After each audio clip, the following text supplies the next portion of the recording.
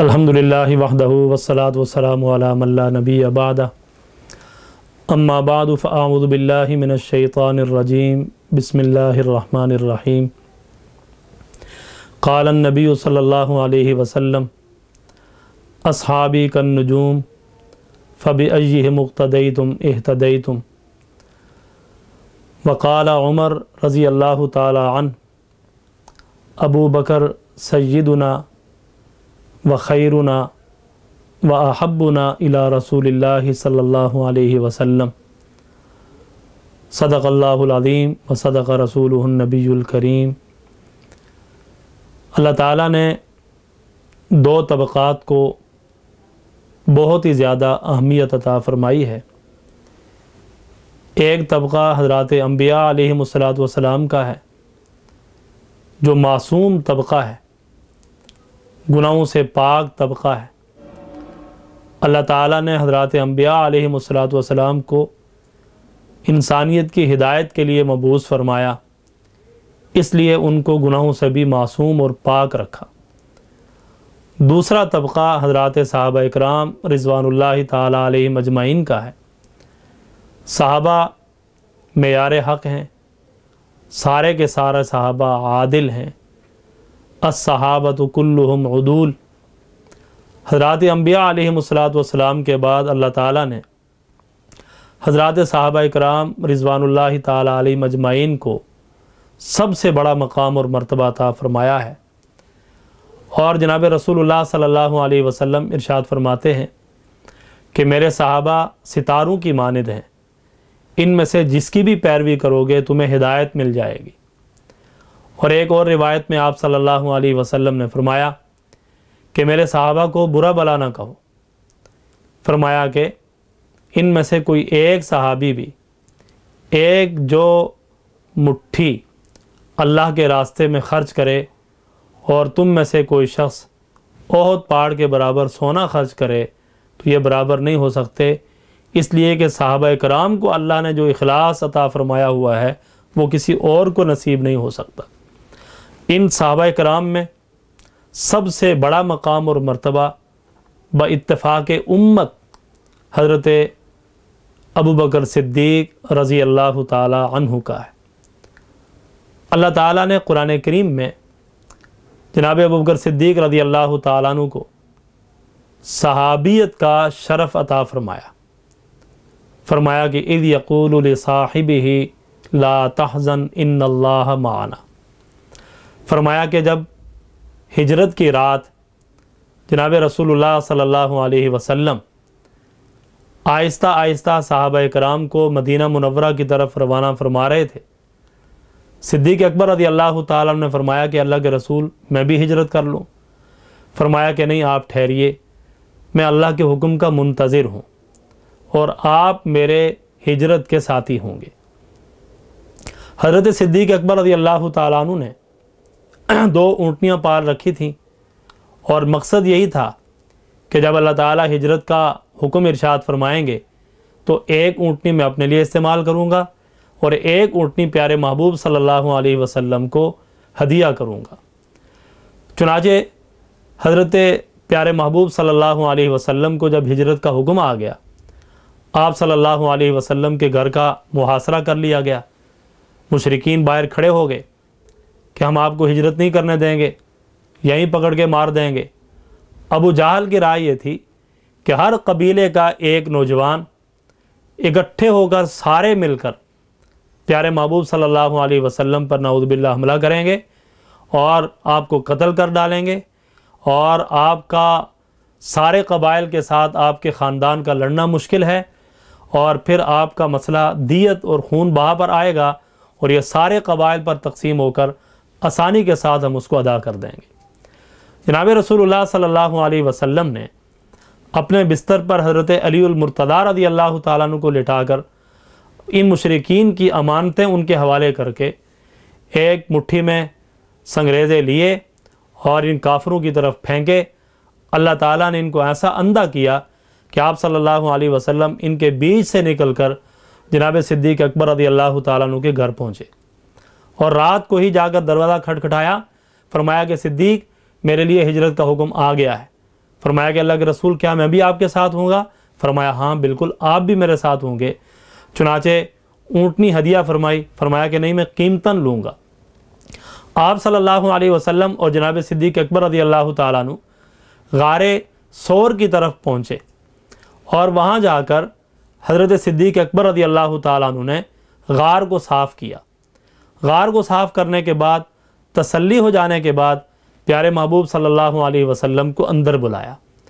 ویسے تو پیارے محبوب صلی اللہ علیہ وسلم پہلے نمبر پر ہیں اور صدیق اکبر کا دوسرا نمبر ہے، لیکن غار کا معاملہ ایسا عجیب معاملہ ہے کہ اللہ تعالیٰ نے قرآن کریم کے اندر جناب رسول اللہ صلی اللہ علیہ وسلم کو دوسرے نمبر کو بیان کیا اور جناب صدیق اکبر رضی اللہ تعالیٰ عنہ کو پہلے نمبر پر بیان فرمایا۔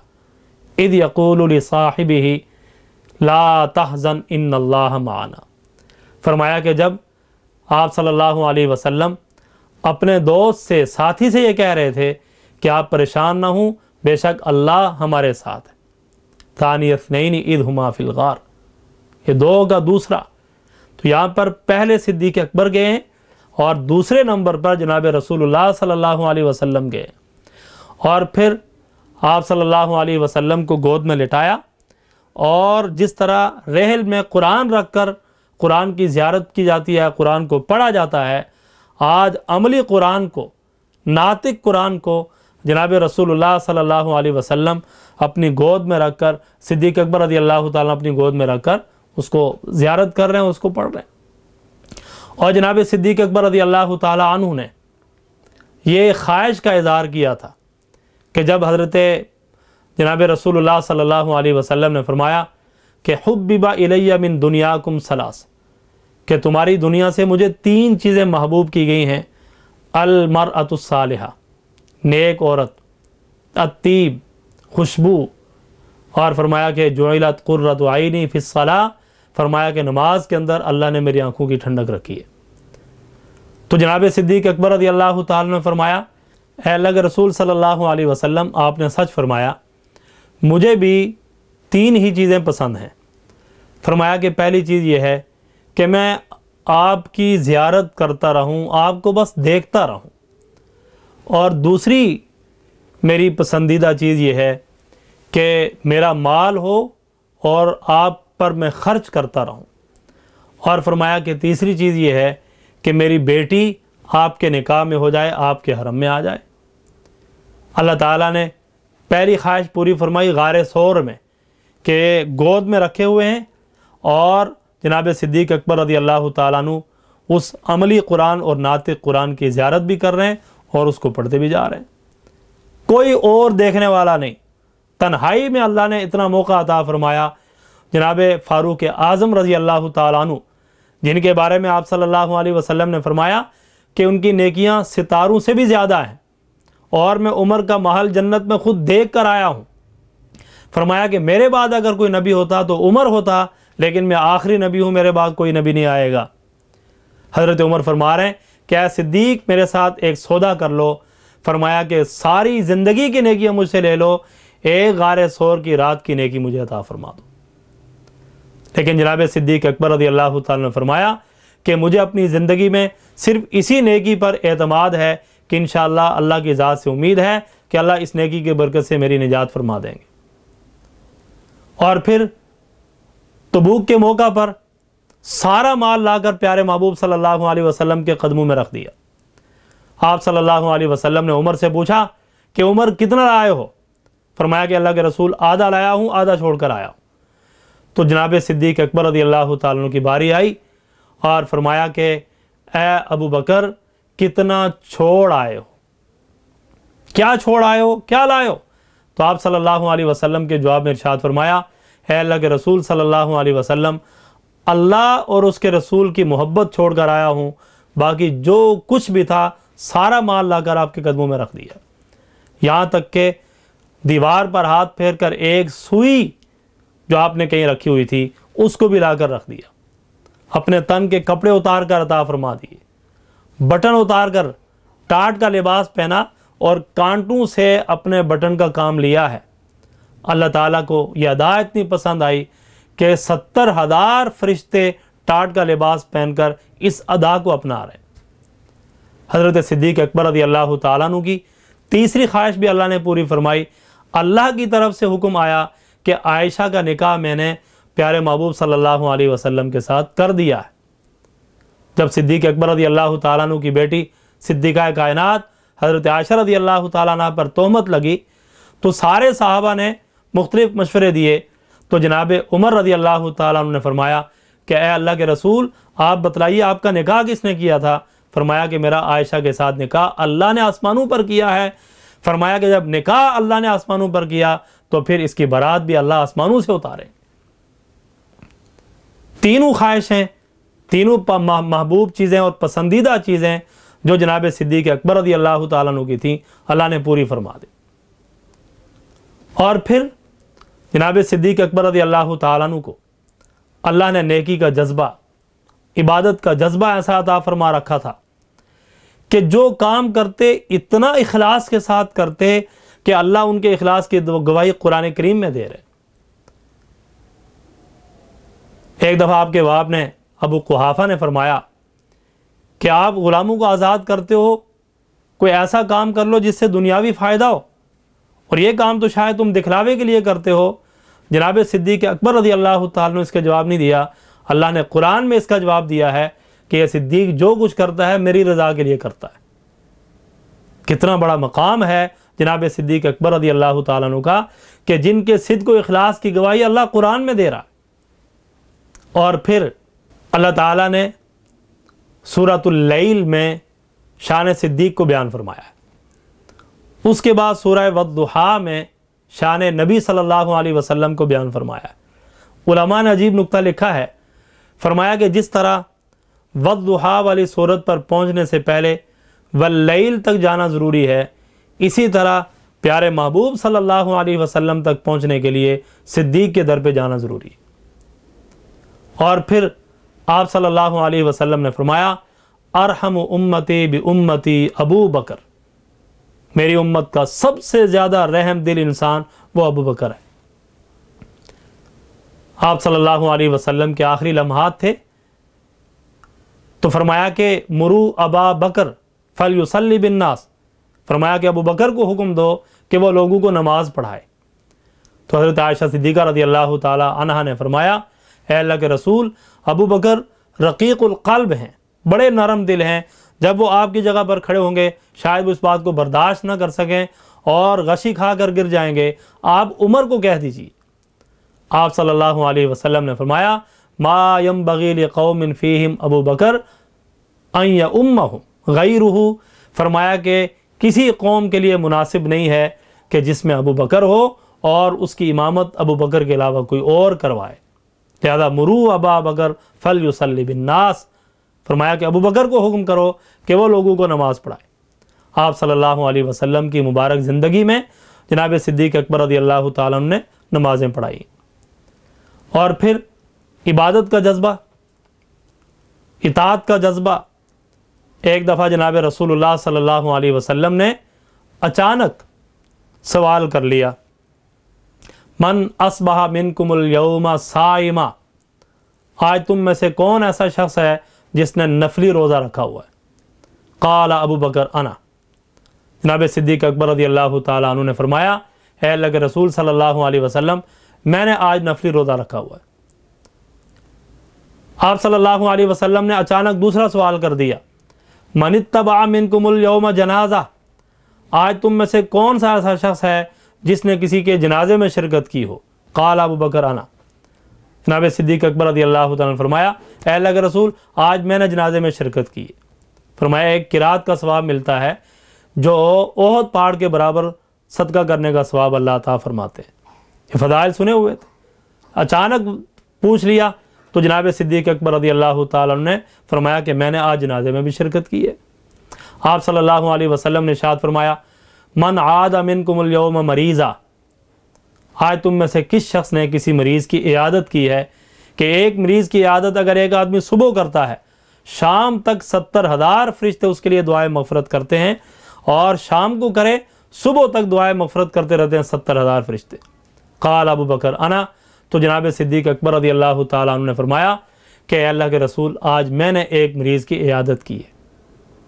آپ صلی اللہ علیہ وسلم نے فرمایا کہ من اطعم منکم اليوم جوعا، فرمایا کہ آج کس نے کسی بھوکے کو کھانا کھلایا ہے؟ تو جناب صدیق اکبر رضی اللہ تعالیٰ عنہ نے فرمایا انا یا رسول اللہ، اے اللہ کے رسول میں نے آج ایک بھوکے کو کھانا کھلایا ہے۔ تو آپ صلی اللہ علیہ وسلم جو سوال کرتے صدیق اکبر رضی اللہ تعالیٰ عنہ فرماتے کہ یہ کام میں نے کیا ہے۔ آپ صلی اللہ علیہ وسلم نے فرمایا کہ کسی انسان کے اندر یہ ساری صفات جمع ہوں اللہ اس کو ضرور جنت میں داخل فرمائیں گے۔ اور ایک اور روایت میں آپ صلی اللہ علیہ وسلم نے فرمایا کہ جو جہاد والے ہیں قیامت کے دن ان کو باب الجہاد سے بلایا جائے گا، جو صدقات والے ہیں ان کو باب الصدقات سے بلایا جائے گا، جو روزے دار ہوں گے ان کو باب الریان سے بلایا جائے گا، جو نماز والے ہوں گے ان کو باب الصلاۃ سے بلایا جائے گا۔ فرمایا کہ بعض خوش قسمت ایسے بھی ہیں جن کو جنت کے 8 دروازوں سے صدا آئے گی۔ تو جناب صدیق اکبر رضی اللہ تعالیٰ عنہ نے فرمایا اے اللہ کے رسول کیا ایسا بھی کوئی خوش قسمت انسان ہو سکتا ہے؟ آپ صلی اللہ علیہ وسلم نے فرمایا نعم وارجو ان تکون منہم یا ابا بکر، فرمایا کہ ابو بکر مجھے اللہ کی ذات سے امید ہے کہ آپ وہ آدمی ہیں کہ جس کو جنت کے 8 دروازوں سے صدا لگائی جائے گی۔ کتنا خوش قسمت انسان تھے، کتنا بڑا مقام اور مرتبہ اللہ نے عطا فرما رکھا تھا۔ اور ایک روایت میں تو یہ آتا ہے کہ جناب صدیق اکبر رضی اللہ تعالیٰ عنہ ایک مرتبہ داڑھ کے درد میں مبتلا ہوئے، جبرائیل امین آئے اور آ کر رسول اللہ صلی اللہ علیہ وسلم سے پوچھا، فرمایا کہ اے اللہ کے رسول صدیق سے پوچھئے کہ اب داڑھ کا آرام ہے۔ تو صدیق اکبر رضی اللہ تعالیٰ عنہ سے پیارے محبوب نے پوچھا، فرمایا کہ جبرائیل آئے ہوئے ہیں اور یہ پوچھ رہے ہیں کہ کیا آپ کو داڑھ کا آرام ہے؟ اے صدیق آپ نے مجھے نہیں بتلایا۔ فرمایا کہ اللہ کے رسول 7 سال ہو گئے ہیں داڑھ میں درد ہے، لیکن اللہ ہی سے مانگتا رہا، اللہ ہی سے التجا کرتا رہا، اس لیے کہ یہ تکلیف اللہ کی طرف سے آئی تھی، اس وجہ سے اس کا ذکر بھی میں اللہ ہی کے سامنے کرتا رہا۔ تو جبرائیل امین نے فرمایا کہ اللہ کی طرف سے صدیق کو سلام کہہ دو۔ اتنا بڑا مقام اور مرتبہ ایک امتی ہونے کی حیثیت سے، لیکن اللہ کا سلام آ رہا ہے، اللہ کا سلام آ رہا ہے جناب صدیق اکبر رضی اللہ تعالیٰ عنہ پر۔ کتنا بڑا مقام ہے۔ تو یہ عبادت کا جذبہ، اخلاص للہیت اور مکمل طور پر پیارے محبوب صلی اللہ علیہ وسلم کے ساتھ محبت، تعلق اور سارے معاملات میں پیارے محبوب صلی اللہ علیہ وسلم کی اتباع اور پیروی، اللہ تعالیٰ نے پھر یہ مقام عطا فرمایا کہ کائنات میں حضرات انبیاء علیہ السلام کے بعد ساری امت کا اجماع ہے کہ سب سے بڑا مقام اور مرتبہ جناب صدیق اکبر رضی اللہ تعالیٰ عنہ کا ہے۔ 22 جمادی الثانی کو آپ کی وفات ہوئی اور وفات میں بھی اللہ تعالیٰ نے ایسی مشابہت عطا فرمائی جناب رسول اللہ صلی اللہ علیہ وسلم سے کہ ایسی مشابہت کسی اور کو نصیب نہیں ہوئی۔ پیارے محبوب صلی اللہ علیہ وسلم کی عمر 63 سال تھی، جناب صدیق اکبر کی عمر بھی 63 سال ہوئی ہے۔ پیارے محبوب صلی اللہ علیہ وسلم کو جمعرات کو بخار آیا، صدیق اکبر کو بھی جمعرات کو بخار آیا۔ پیارے محبوب صلی اللہ علیہ وسلم کی وفات پیر کے دن ہوئی، صدیق اکبر رضی اللہ تعالیٰ عنہ کی وفات بھی پیر کے دن ہوئی۔ پیارے محبوب صلی اللہ علیہ وسلم کو ایک یہودی نے زہر دیا، حضرت صدیق اکبر رضی اللہ تعالیٰ عنہ کو بھی ایک یہودی نے زہر دیا۔ پیارے محبوب صلی اللہ علیہ وسلم اسی زہر کے اثر سے وفات پائے ہیں اور جناب صدیق اکبر رضی اللہ تعالیٰ عنہ بھی اسی زہر کے اثر سے وفات پائے ہیں۔ اور پھر جس چارپائی پر پیارے محبوب صلی اللہ علیہ وسلم کو رکھا گیا تھا اسی چارپائی پر جناب صدیق اکبر رضی اللہ تعالیٰ عنہ کو رکھا گیا، اور پھر آپ صلی اللہ علیہ وسلم کو حضرت علی المرتضیٰ رضی اللہ تعالیٰ عنہ نے غسل دیا۔ جناب صدیق اکبر رضی اللہ تعالیٰ عنہ نے حضرت علی المرتضیٰ رضی اللہ تعالیٰ عنہ سے فرمایا کہ علی مجھے اسی ہاتھ سے غسل دینا ہے جس ہاتھ سے تو نے پیارے محبوب صلی اللہ علیہ وسلم کو غسل دیا۔ حضرت علی المرتضیٰ رضی اللہ تعالیٰ عنہ فرماتے ہیں کہ میں نے صدیق اکبر رضی اللہ تعالیٰ عنہ کو غسل دیا اور غسل دینے کے بعد کفنایا اور پھر روضہ رسول کے پاس لے گئے۔ فرمایا کہ رأیتو، میں نے اپنی آنکھوں سے دیکھا کہ رأیت الاقفال ان فتحت بغیر مفاتیح، فرمایا کہ روضہ رسول کے دروازے بغیر چابیوں کے کھلتے رہے اور اندر سے آواز آئی. فرمایا حضرت علی فرماتے ہیں کہ جس کو میں نے خود سنا، ادخل الحبیب فإن الحبیب مشتاق الی الحبیب، فرمایا کہ اس محبوب کو جلدی لے آؤ، ایک محبوب دوسرے اپنے محبوب کے انتظار اور اشتیاق میں بیٹھا ہو.